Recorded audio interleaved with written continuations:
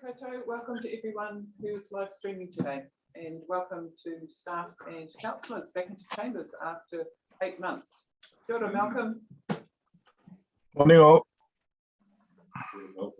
So I'd just like to thank everyone actually for adapting and working so productively while we were Zooming. Business as usual certainly carried on, and much of the work was achieved at monthly meetings, workshops, subcommittees and working parties. So well done everyone. It wasn't easy, but I think we did a particularly good job. Also just like to take this opportunity as councillors all in the same room now to welcome and acknowledge Jonathan Gibbard as NRC's new CEO in waiting. Just to mention, the appointment process was predominantly done via online. Never actually face to face. Well, we didn't meet the recruitment agency. It was all online, and we did particularly well, I thought. So congratulations, Jono, and we look forward to starting on the 5th of October. Okay, so we'll get started with our meeting. Housekeeping, I think, as we have no public, we can take housekeeping as read. And item 2, apology. Oh no, sorry. Item 2 is our opening Tuaki Aroto. So if councils could be outstanding, please. Right, together. Kia noi tātou. Tēnei o. Tēnei mātou, te kauranga, te kawana, i ngā whakaronga, i ngā tikanga, ki ora tiki hai, kia rewa ai ngā iwi ka roa o te whaitokara. Huye, huye, tāuki.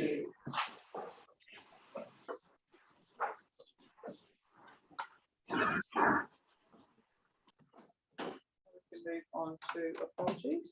So we have an apology from Councillor Call today, and potentially one from Councillor McDonald if we can go past 12 o'clock.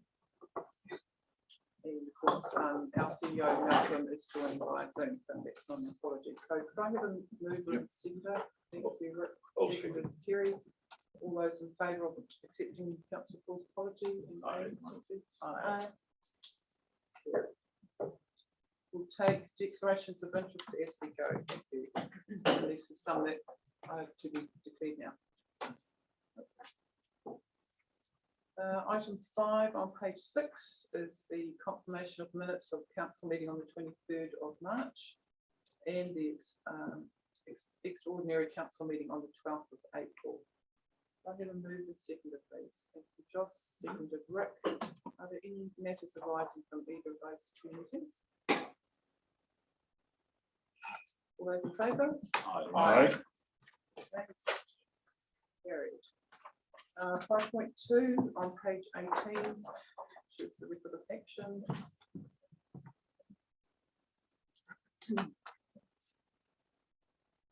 Just the 2 there. Move second those. Rick, thank you. Second to Amy. Any comments, questions on those records of action?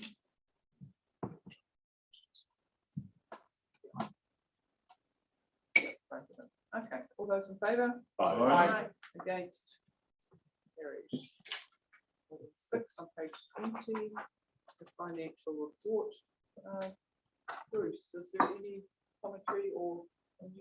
I just want to mention we haven't yet received the Erickson's global report for March yet. We have done calculations for short-term fund, and I think the gains we've made on the short-term fund are about $23,000. So, and we haven't yet received information on the long-term funds to compile those gains yet for losses.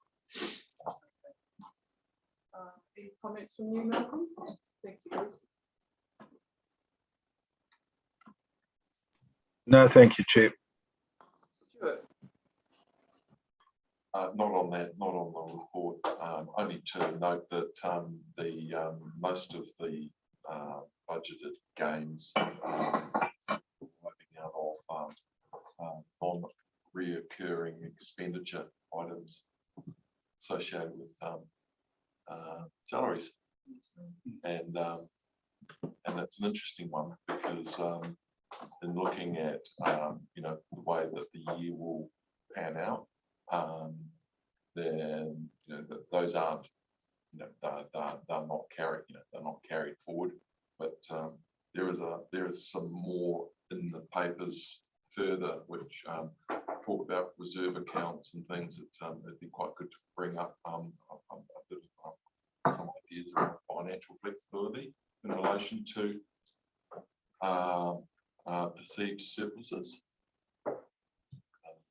But that's just in terms of what I was getting out of the revenue statement that Bruce and the team put together. Thanks, Stuart. So those items would come up in audit and. Yes, or one might come up later today. So I didn't get a move and seconded for that report. Could I have one now, please? Thank you, Justin. Seconded, Joss. Any comments from councillors? Rather an unusual position that we find ourselves in. Yeah, really just a question to Malcolm, just what are the thoughts of senior leadership in terms of that salary surplus? Are there initial, thoughts on, because it's as Stuart has said, it's not something that can be carried over really. So are there any initial thoughts there, Malcolm? Chair, at this stage, our projections are that we might still have a small deficit at the end of June, depending on what happens to the managed funds between now and then. So essentially the salary or the unspent salary will just be offset by a lack of income off the long-term fund. And we'll still have a net negative at the end of June if the current forecasts of no income off the long and short-term fund until the end of June materializes.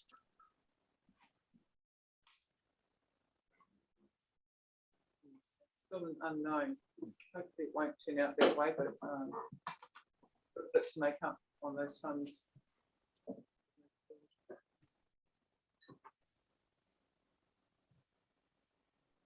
Okay, if there's no further discussion, we will take that financial report to the vote. All those in favour?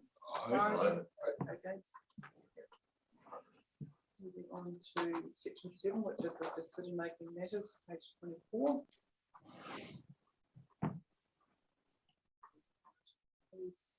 7.1, which is continuity over the council recess. There are, Chair, apologies, there's actually 7 recommendations. There's 3 number 5, which is near my part. Oh, okay. Didn't pick that up. I didn't until this morning either. Sorry about that. Did you? Reading my notes. So I thought that we take them not all together anyway.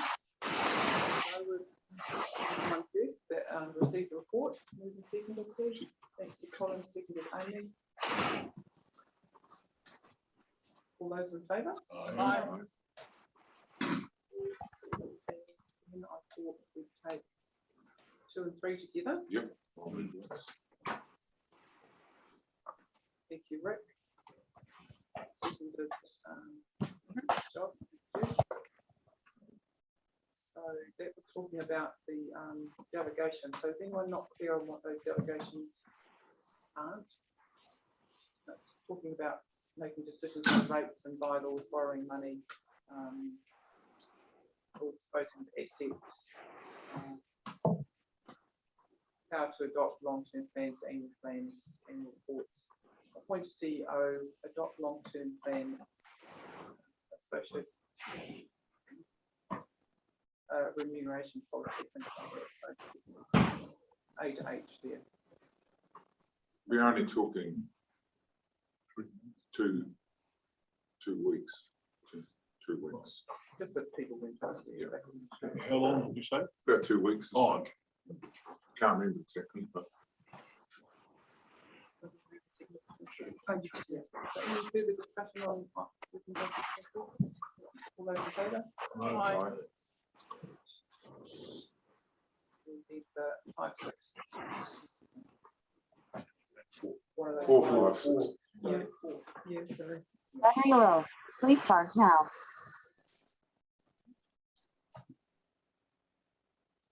Okay, so. Thank you. Marty moves in 1 second. Thank you, Amy. Discussion?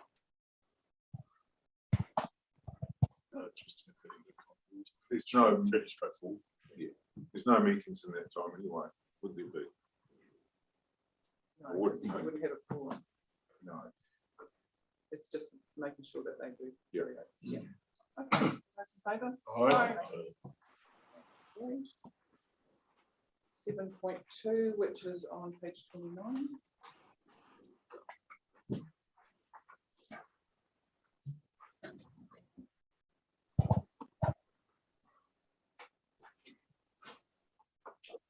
Okay, so local body training elections. We have 4 recommendations there. Are people happy to take them all? Yep. Or do we want to move it? Justin, seconder, Joss, thank you. Discussion. I'd like to speak in favour of going for a random order, change it from alphabetical to random. Just to make it random, not a straightforward A to Z. We change from first past the post to the MMP, so that's not necessarily the same, of course, but just because we're doing alphabetical doesn't mean to say we need to stay with alphabetical, because I think that random order, apart from Chos being a Y and sweeping the pools every time, is often people at the other end of the alphabet won't be seen as much as someone who gets the advantage of having A or B or C. Speaking against recommendation 4. I would be voting against it because of that reason. And I think we can actually mix up the preamble to the information given that, or the candidates' information as well, so that people are read through the whole of the book rather than just going through alphabetical. I did ask that question, and I think the answer was that you can't change. So you should, I'm glad to see that at this stage, because that should change over time. not For for the the same reason. solution. No, I appreciate that. But someone's got to, there should be a change. So I'm speaking for a change. I won't die. So just, Okay, someone. Oh. Who is it? just for the voting, Penny, we'll do 1 through first, won't we? Because it could be. Oh, yes, actually, if we could do it like that, thanks. Rick. 2 and If we 3 do it first. 1 to 1, Yeah. 3. Get them out of the way. Yeah. I'll move those. So who were the original movers of 1 to 4? Councillor Blakey and Councillor, are you happy to go 1 to 3? So we can, so is there any discussion on 1 to 3? Right, all those in favour of 1 to 3? Aye. Carried. Okay, so we'll move on to recommendation 4. Is there a move and seconder? Happy to move, Chair. Joss, seconded, Justin. And we've already heard from Marty. Is there anyone else that would like to recommendation? Well, I'm just thinking back to the workshop, this particular item, it didn't appear that there was any evidence anywhere that suggested candidates that whose surname started closer to A had any advantage. So I thought that's why we had landed on sticking to the alphabetical order. So I'm just wondering why the query now that we've already workshopped it. I think every council is entitled to have a view, and Marty's had his, and yours is 56, so that's fine. Cost implications. Is there any by doing it? No. By way of reply then. I did bring it up at the workshop. There was no evidence given. There's been no evidence asked for, but I'm suggesting that that it should start, just as you say, to see if there is a difference. Because to me, it's proven to me personally, well, not me personally, but that someone at the end of the alphabet has got less of a look than someone at the start of the alphabet, if it came down to that. It does say, and we did hear at the workshop that there was no evidence that it is a disadvantage for someone. I guess if we don't look, then we won't fight. But I'll leave it at that. I've seen it's not a big All right. Yep. So we ready? Oh, Oh. sorry, Rick. I'm just very happy to keep it alphabetical. I have a think about it and, you know, being an S, right at the bottom there, but I don't think it makes any, I You don't still think it got makes any elected, difference. didn't Yeah, still got elected. And also the book's the same this time, so if the book changed perhaps, I don't know how that would work, to be honest, but because it'd be really difficult looking up somebody if there's random in the book. But I think alphabetical is fine. Seeing the book's alphabetical, keep it alphabetical. Okay, so I think we're ready to take a vote. I'm Sure. happy with the recommendation. All those in favour of recommendation 4? Aye. Aye. Against? Councillor, did you want that recorded number? doesn't need to be made. Okay, so we'll move on. Thank you, everyone. To item 7.3, which is on page 59. It was a long. Okay, audit fee proposal for year ending 30th of June 2022 and 30th of June 2023. So this has been through the audit and risk party. There are 5 recommendations, Colin. Also move. Whole lot. Moving the whole So look here. I can't see any problem with moving the whole lot. Everyone happy with that? Yep. Okay, so moved Colin, I'll seconded second. Amy. And just draw your attention to the underlined and bold base fee. Bruce, would you like to speak to this at all? Sorry, Chair. I see you've underlined the word and put in bold base. Is there something that you need to highlight there? No, essentially that's the base audit fee. So they'll have some additional audit fees for enterprise. So $15,000 this year, $25,000 the following year, and there's disbursements as well, which are brought up to overall costs that come from this, which I imagine will be restriction. So just making councillors aware that there was a add-on. We did discuss it at our audit and risk, and we did come to what's the word there? We negotiated, and what they were proposing, whatever. So we did negotiate down a bit. So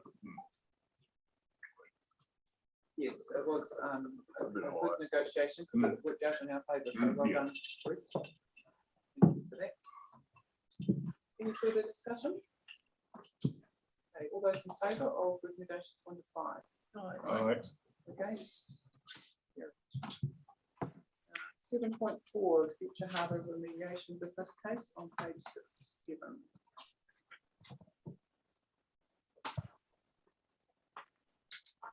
Okay, there's 3 recommendations there.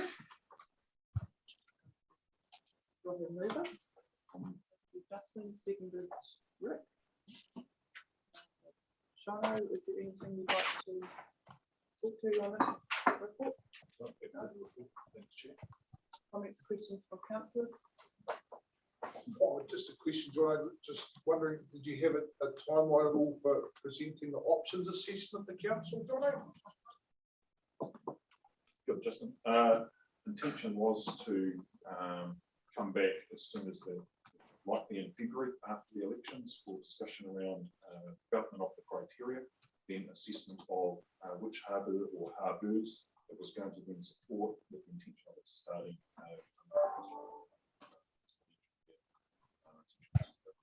Quite a bit of space for the council to get under the table. That process.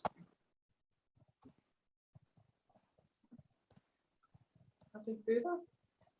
Yeah, that's a really good initiative, Justin, thank you. It's support from all councillors, so well done, council. Hopefully we get the government funding that we need to make this all happen once we have the business cases completed. Okay, all those in favour? Aye. Against? Carried. Thank you. 7.5, the new land management approach on page 71.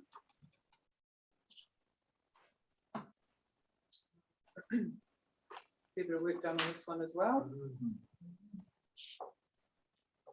There are 11 recommendations. Goes to show that there's been some good work done on this and a good process to go through. And thank you, staff, for all the work on this. I know it's a lot. Do I have a mover? Do you want to take all 11? Everyone happy with that? Mover Amy, seconder Joss, thank you. Any comments, questions?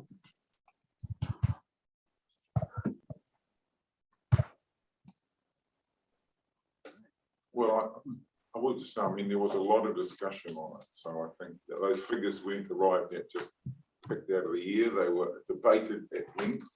So I think it's important to acknowledge that there was a lot of discussion and the figures that were determined there was a lot of criteria behind them. So I think it was valuable discussion.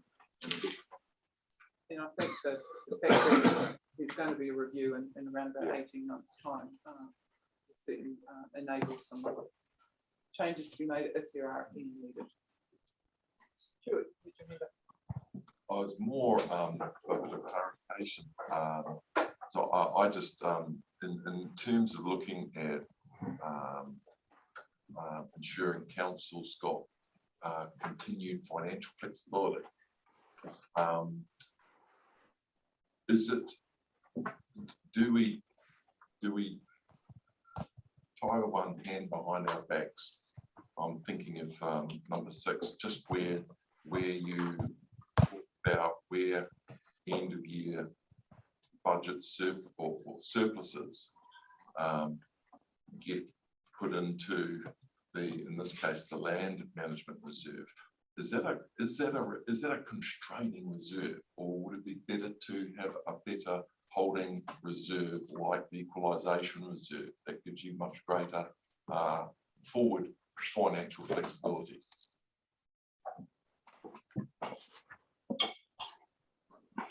Because we're sort of spending money we don't have until we don't know until August, and that's the point when council is like to allocate it. And I'm just wondering if it would be in council's better interests to have those funds retained within the a more, what I would observe, and correct me if I'm wrong, a far more flexible holding reserve. Is that something that that was my only observation and question. Okay, I see Malcolm's got his hand up, and you too, Justin. Sorry, I'm not. Richard Vision's not working well today. We'll go to Malcolm and then to Justin. Thank you, Chair. I think the comment of Stuart is correct in that the land management reserve is a more restrictive reserve in terms of where it could be spent, where the money from that reserve can be spent, in that the E-Fund does fall under the land management funding category. I think the issue that we just need to be careful of, that we can't actually answer now, but only will be able to answer in June, is where the funds have come from that is being taken into the reserve. Because if the funds come from a land management right, then they can only be spent back on land management. So we, if we determine that the funds that were available had originated from a land management right, then they can only go into the land management reserve. And I think, so they're the two reasons why we're recommending the land management reserve here. Is one, that those funds could likely come from a land management right. And then secondly, that the E-Fund is, is budgeted out of the land management right. So just keeping that connectivity, so we're not having a right being used on an expenditure that it's not righted for. Thank you, Malcolm. Just before I come to Justin, John, did you have anything you want to add? Sure, Chair. Just to go back a little bit, I guess, as to how we got to the situation was that through the workshops with council, there was some discussion around the high likelihood of the e-fund being underspent in the next few years, given the turnover of staff, the new approach being adopted, and new catchment funding coming on board, and the reflection that our land management reserve has been a really useful tool for us to be getting co-funding and to use as a pool of cash to be able to leverage money from the Crown, and that's been significantly depleted, but us being able to get co-funding. It was an opportunity for us to rebuild that reserve for that purpose, given that we were likely to be seeing some underspend in the e-fund, particularly over the next couple of years. So it was seen as a good approach for us to be able to build up that reserve for the same purpose for which the money was originally. Thank you, and just come to you with the.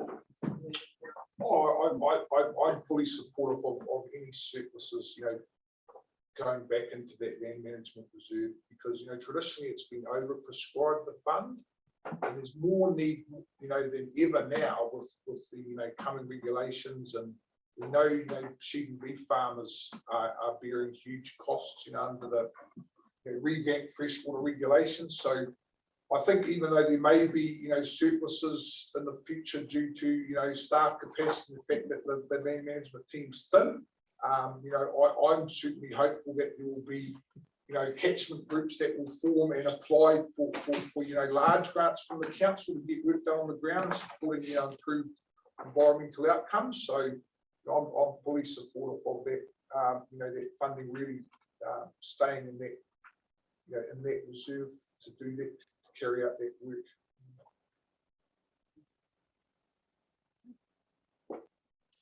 Anything further? Helps, Stuart.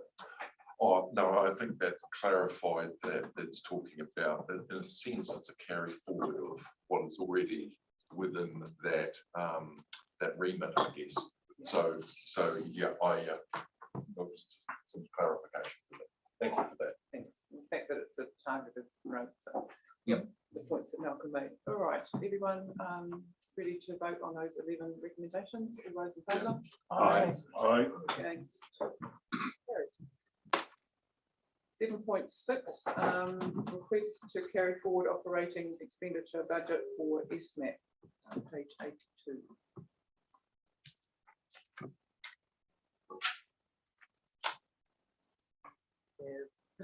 Just the two recommendations there. A mover and seconder, please. Moved Colin, seconded Amy, thank you. Any staff member want to speak to this? To the chair, I can speak to it briefly and potentially predicting that I mentioned quite a similar question to the paper before around allocation of funds prior to the year-end surplus. Just checking you're close enough to a mic, John. This is part of a 5-year funding model for us to be able to leverage money from the Crown to be able to do ESMAP across the entire region. If we aren't able to retain funds for this particular purpose, then our ability to leverage what is 1.2 million to a $6.5 million program will lose that ability. So again, it is provided that it is surplus, but we need to maintain our ability to co-fund to be able to pull the Crown, provide the funding for but the similar question is valid. We're seeking a decision prior to year end that provided this surplus. This money should be retained for this purpose. Yeah, so following on from that, Jono, if we're not in surplus, which is potentially highly likely, where does that leave us in terms of that whole project and what we're going to do moving forward to actually be able to progress that? We'll have to come back and have some further discussions with council as to how we use what money we have in subsequent years to be able to leverage from the Crown, and it may well be that we then need to extend out the years further out the other end to be able to get our co-funding contribution. But that would be a conversation. Okay, cool. Thanks, Jono. Okay. Any further discussions? All those in favour of recommendations 1 and 2? Aye. Against? Carried. 7.7. council submission to ETS changes, retrospective approval. Have already sent this submission off. Again, a lot of work went into this from certainly staff as well as councillors. Thank you for that. Very good submission. Do I have a move and second with 1 and 2? Thank you, Joss. Seconded. Rick, thank you. Any comments, Joss? No, you've covered it basically. It was a good submission. It was a huge amount of work by staff as always. And that's the problem with trying to keep up with the submissions that are coming that are required from central government at the moment. But thanks very much to the team. Huge effort. Thank you, Amy, from a climate change perspective. No, just good to have our perspective being put into the mix. So yeah, appreciation to staff who did the work. Any further comments? Certainly, I'm keen to see where the government lands on this particular matter. There's certainly been some strong, indications from Tangata Whenua as to where they see the need for exotics. In terms of Māori land ownership, I think it was a huge percentage was in the high classes like 5 and 6 of really, hard to utilise land. Well, I'm just wondering, hopefully the government will land into a situation where they, just have some level of discretion where they can still allow, exotics to be used for, ETS, generate income for those Māori landowners, but also, provide the balance to sort of slow down the amount of really good farming that's going into carbon credits, because it's certainly an issue for Northland, and see where it lands. Certainly been some good consultation with Māori as well as other farming and industry people. So the right distance, hopefully they get to the right Balance. get a good balance. Yeah. Okay, all those in favour of recommendations 1 and 2? Aye. Against? Carried. 7.8, adoption of Te Whakatukura climate change adaptation policy. No, large bit of work. It's great having all these big ones being finalised today. So we have just the 2 recommendations.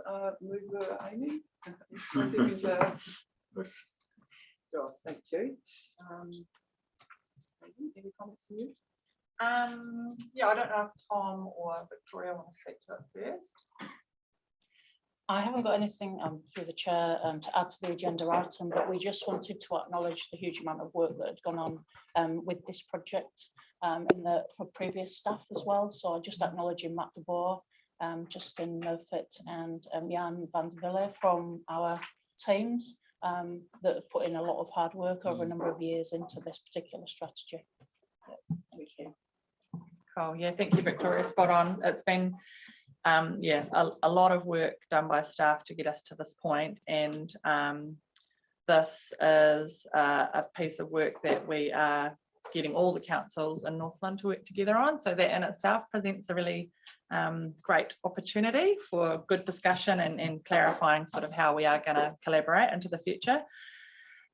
Just to remind us, because I had to look back at the dates, we actually workshopped the draft in September of last year. And so it's been a process of going back to the joint committee for their final endorsement and now back to councils for this formal approval. So it's been a while to get to this point. And it also came to TMAC as well. So we have had that engagement. It was just a while ago. And I think the other thing is just with, and it's in here, is just that it's a living document. So it's really, really great to get this signed off and endorsed by the member councils. But it really is an ongoing process of building our understanding and adapting our planning accordingly. So yeah, just really pleased to have been part of it, and looking forward to getting on with the implementation. And that implementation is appendix or part 5, isn't it? Yes, I would have to. Yeah, it's all there is an implementation plan in there. Yeah. And do we know? So I'll come to you next, Dustin. When it's going to the other councils? So FNBC had it earlier this month, and they've signed off, and I think all of them are coming to April meetings was my understanding. So it just depends when those meetings fall. So yeah, it should be signed off soon. And the only other thing I'll mention is because it's a collective piece of work, we're being quite careful about the branding because it's the 4 councils, but it's also tangata whenua representatives from each of those council areas.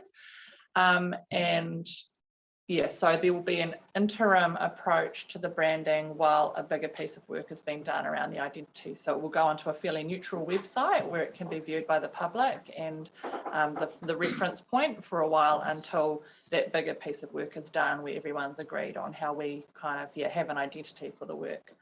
So yeah. And individual district councils will be doing their own climate change work as well as being part of this. Yes. as Yeah. work. Yeah. Yeah, just a question to the chair, to Amy.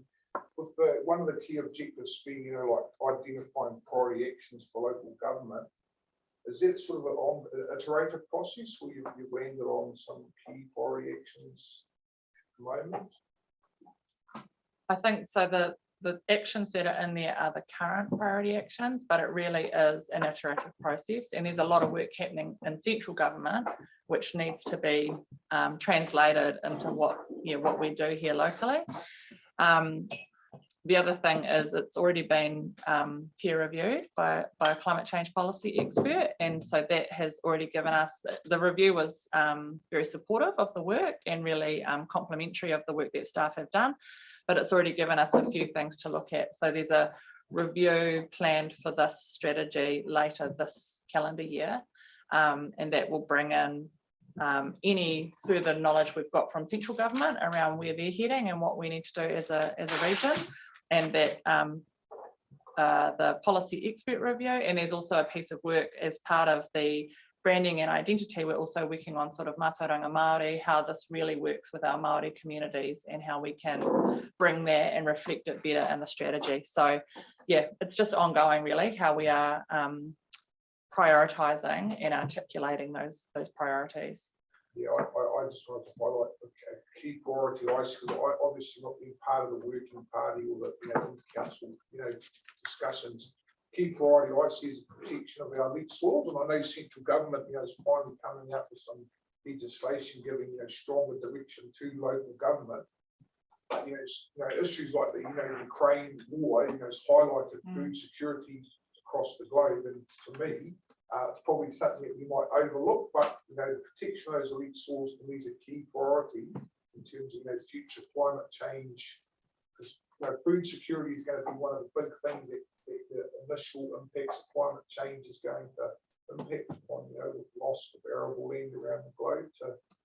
So is that something that has been on the radar at all? I don't know if we've discussed that specifically, but I guess what I would say is that is something that we need to be talking about, but that sits across all of our portfolios. That's as much a land and water and policy and reg issue as it is a climate change issue. So fully support it, but it's about us finding the right places to put the work and the focus so that we've got the right levers.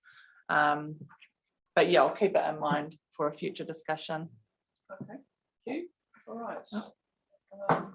2 hands up there, Victoria. Yeah. Oh, well, I'm gonna, Oh. yeah. Chair, so Tom Fitzgerald, nice to meet you all face to face. So just speaking on the implementation side of what is an exceptional strategy, there's a lot of work to be done on each of the actions that are listed under here. A lot of exploratory work to do as well. But really, it's now about program implementation. So it's about what can we do, what could we do, and then how can we budget for that and actually undertake some of those things. So I think a lot of those things are kind of listed in here in terms of water security and resilience and things. So there's things that we can explore of that nature, but now we've actually got the work's just beginning. This is just the very first step. So sort of just make sure that that's on the table, I suppose. Thanks, Tom. Yeah, and I guess for me, it's that clarification of what central government's going to do and what is expected of local government, but not that they're two different working in silos. Yeah. We've got to come together on this. So. All right, we'll take it to a vote now. So all those in favour of recommendations 1 and 2? Aye. Against? Carried. Thank you, Amy. Great work. Yes. Yeah. Well done. Thank you very much. Great to have all the councils working together and well done on that too. Yeah. All right, so that's finishing our decision-making matters. We'll move on to operational reports, section 8. So we've got health and safety on page 189.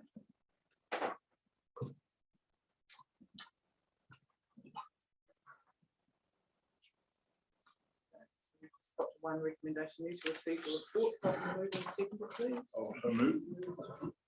Second, thank you. Any questions or comments? Jack had one about hanging up of bikes and a cover. I missed that. What was that question? Oh, one of the e-bikes fell down. And it was just, oh, not an e, it wasn't an e-bike, it was a bike that fell down and injured them. Nothing, but that's probably something you can follow up yourself. Excuse me, Chair. There was one broader question though that would be quite useful to touch on, and that's around the contractors and the low numbers of contractors who are actually completing the health and safety re-engagement process, and just the impact of the risk on the organisation of that. Could I just have a little bit of commentary maybe from Bruce about that, and whether there's any actions that are required to address that, or is it that we just don't have as many contractors out there as a consequence of settings at the moment, or how is that going to be worked through so that it minimises the risk to the organisation? Thank you, Joss. Good question, actually, because we are looking at doing an audit on our contractors. My understanding was it was meant to be undertaken in April. I'm not yet up to speed on where we're at with the process, although I do know we've had health and safety contractors currently working for us to undertake that work. So I think the first thing we need to do is do an audit of those contractors to determine are any not pre-qualified. And it may not be that they're not qualified, it may be that all our contractors have already done the pre-qualification and we're not engaging new contractors, for example. But until we do the audit work, we won't know if that's under pipeline. Okay, cool. And is that likely to come through the audit and risk working party, subcommittee as a first port of call? I think that'll be appropriate, yes. Okay, cool. Thank you. So that was Jack's second comment, was it? Yeah, that was his other question, and I actually had the same question. So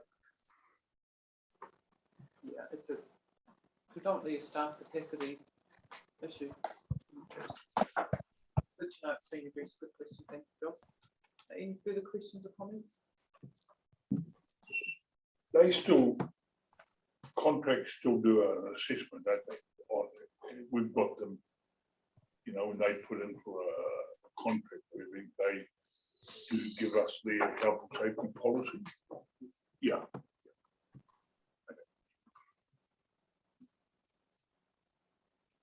Okay, all those in favour? Right. Aye. Against? Carried. 8.2, the chair's report. I'll move. Second, please. Thank you, Joss. Any questions or comments? Just a comment, really just to acknowledge the work of Joe Camusa and his team down in Tamariri, with the successes we're finally having down there after many years of working through those flooding issues and trying to get support. I mean, Bruce, you were right there at the beginning, so really just want to acknowledge Joe and all the mahi his team's doing. I mean, that photo really says it all because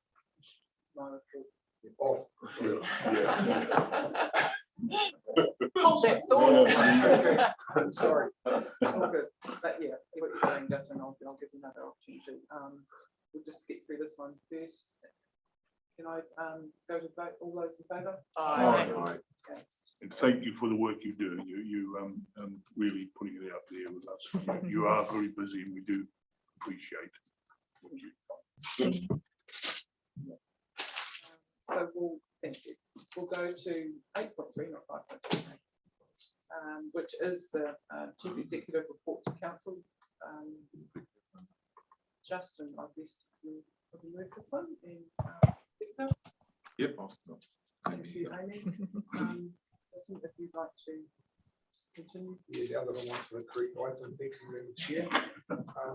Yeah, just that photo really sums it up, because that event, as far as I know, really came out of, you know, some of the community liaison work that the flooding team's doing with the community there in Taumāriri, you know, and that working on the sort of, you know, identifying the freshwater fish, you know, that was a really successful event. I drove past and saw how big the crowd was, so I really do want to acknowledge Joe and his team and just the change in the relationship building space. I think that I've seen, you know, with the council, how we're getting and working with Hapua and the Māori community. So really fantastic outcomes to see. So Great photo, great article too. Just backing up on that one, I was just talking to Joe before, the difficulty of getting work done with one, weather, and two is operators not being able to work because of COVID. So really being pushed into a corner, whereas talking about them working over Easter. Oh. Yeah, that's right.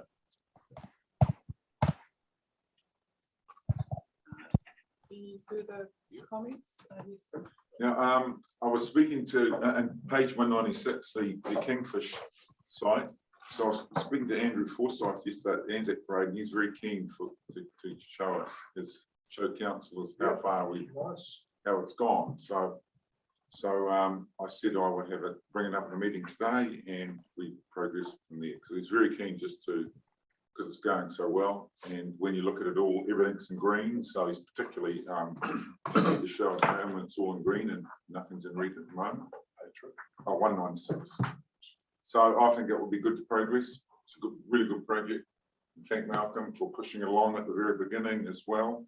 And it's going exceptionally well, considering. So I think it'd be great to go and have a look if we could, or, you know, have the offer up and go and have a look anyway. So they will come through. Malcolm. Yeah. Okay. Thank you. I guess my comment was on that property again, but the completion of the Oh, right. service centre. Congratulations, Malcolm and team. Yes. Bill's not in the room, but probably could be. He certainly will be there on Friday when we do the official opening. Great to have that permanent presence in Dargle again. We've had Yes. that temporary office for a while now, which has worked particularly well. But working in with KDC, I think it's been a great result. I'm expecting it to work particularly well for constituents. The dual offices there. Awesome. Is it going to be a Zoom presence at the open? Up at 4 in the morning? I don't think so. You have to be there, mate. Malcolm can pick you up. Yeah, I think he's leaving at 1:30. Marty, if you're at my front gate at 1:45, we can leave. I might surprise you.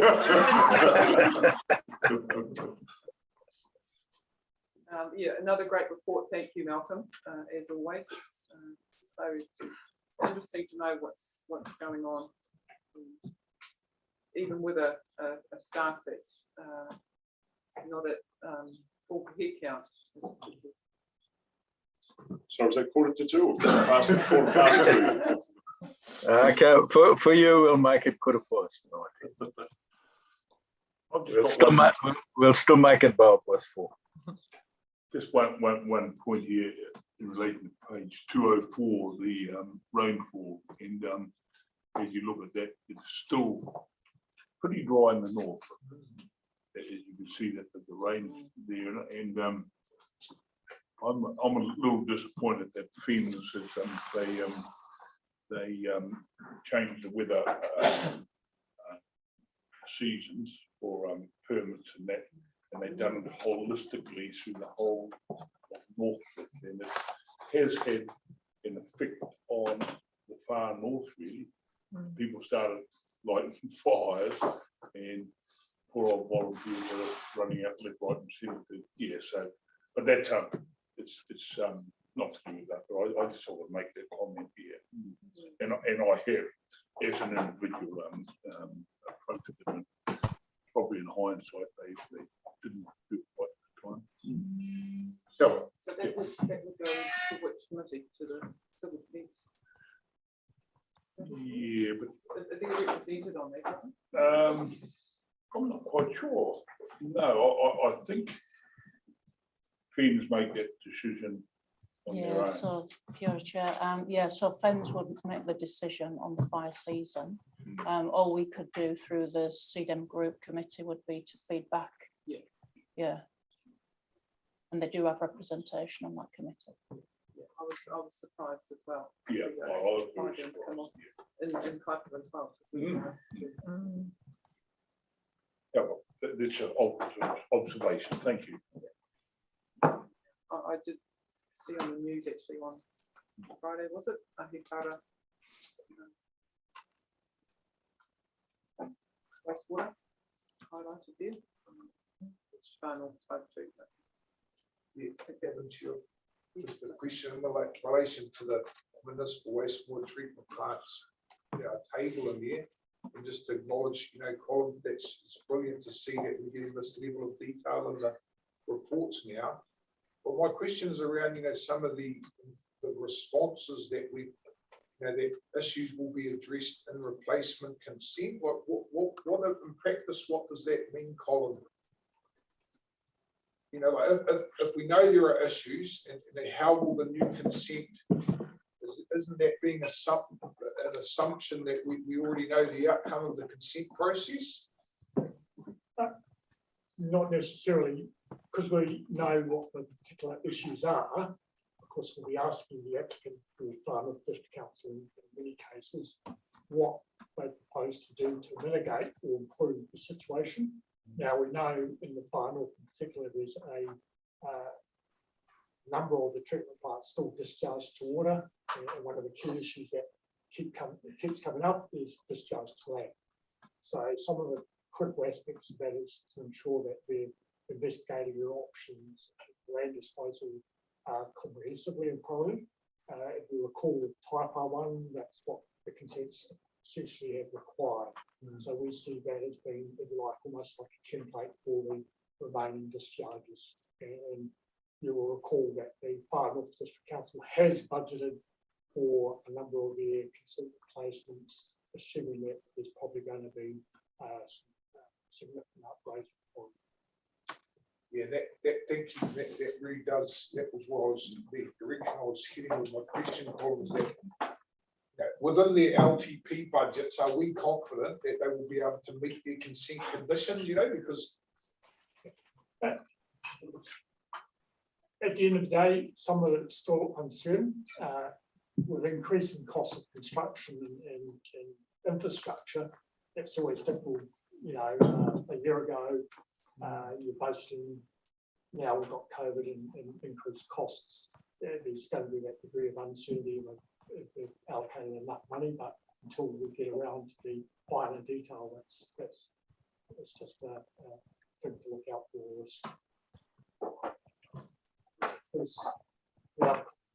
Was Spring Waters in come 1 July 2024. This will be under a new entity.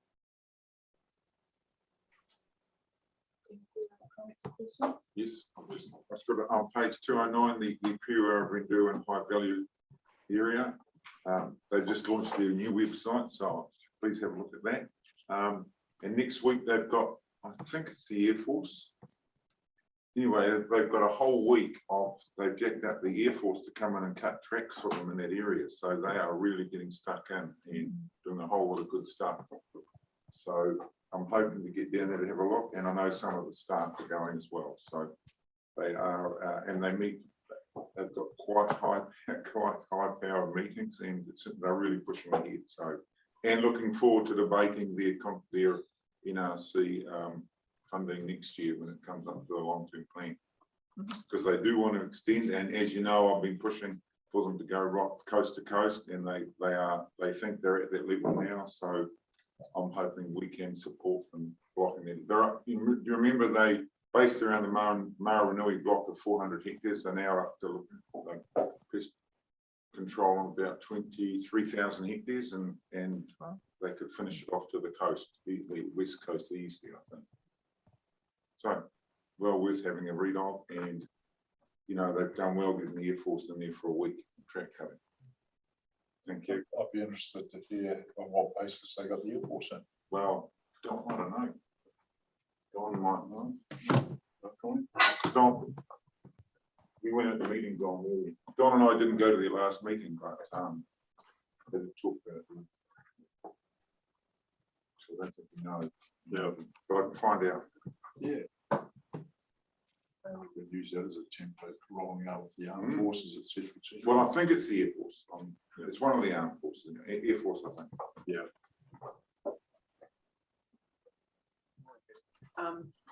Page 206, the mangrove topic, 15 mangroves. Any indication what the court's going to do? Donna? Which you know, not to my knowledge. I suppose it, they wouldn't, would they? Okay, anything, nothing further? Love the pictures. Okay, all those in favour of accepting the CEO report? No. Against, carried. So that brings us to the operational report. So on to receipt of committee minutes and working party group updates 9.1 on page 26.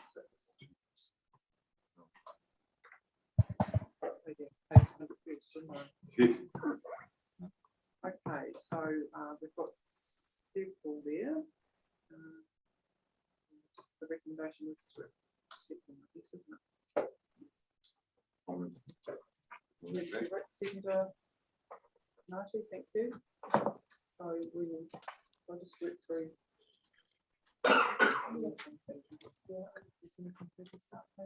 So any of those, are there any further updates on any of those meetings?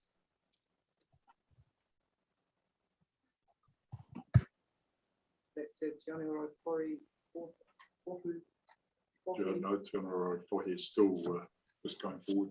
Those were reported to again.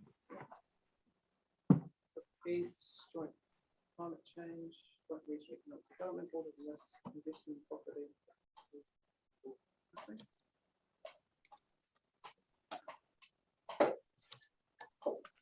Okay, all those in favour? Right. And now we bid farewell to our live streamers. Thank you very much for attending today. We're now going to move into our business with public excluded. So I'll move the recommendations. Seconded Marty, thank you.